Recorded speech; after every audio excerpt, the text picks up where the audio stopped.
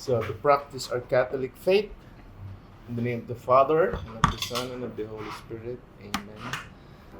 Lord God, Lord Jesus, maraming salamat po sa inyo for tonight, for the blessings for 2024.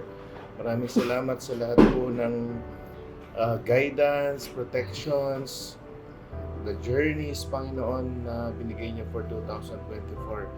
And hinihiling namin sa inyo, Panginoon, na patuloy niyo pong patatagyan ang aming family with unity, with love, and with compassion. And patuloy niyo po kami, Panginoon, na i-bless na ang aming po mga ginagawa, Lord, na binigay niyo po sa amin, ay patuloy niyo po, Panginoon, na proteksyonan ang mga plano na ibinibigay niyo. Lord, ang family po namin, i-bless niyo po publicly, privately, i-bless niyo po spiritually, Panginoon. And Lord, for 2025, lahat po nawa, Panginoon, ng mga magagandang mangyari sa buhay namin ay maklaim po namin for that year. That I pray for 2025, Father God. God, maraming salamat po sa taong ito ng 2024. Thank you, Lord, for all the lessons that each and every one of us have learned. And thank you, Lord, for those lessons that we grow into a much mature persons.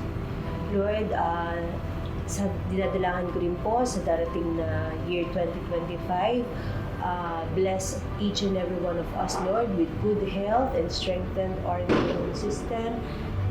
Bless us with blessed body, mind, and spirit. And Lord, nawa po sa darating na taon ay gabayan mo ang bawat isa, divinely protect each and every one of us, divinely guide us towards our mission and purpose, in doing our mission and purpose in this life.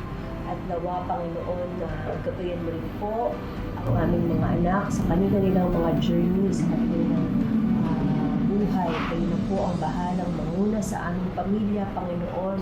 Lahat ay itinataas namin sa iyo, Panginoon. Kayo na po ang bahalang mag-bless us. Let your graces flow upon each and every one of us to touch lives also ng lahat ng aming makakasalamuha, Panginoon. Salamat. Okay, all of this, God, we raise in the holy mighty name of your Son, Jesus Christ, our Lord. Amen. Amen. The Father, and of the Son, and of the Holy Spirit. Amen.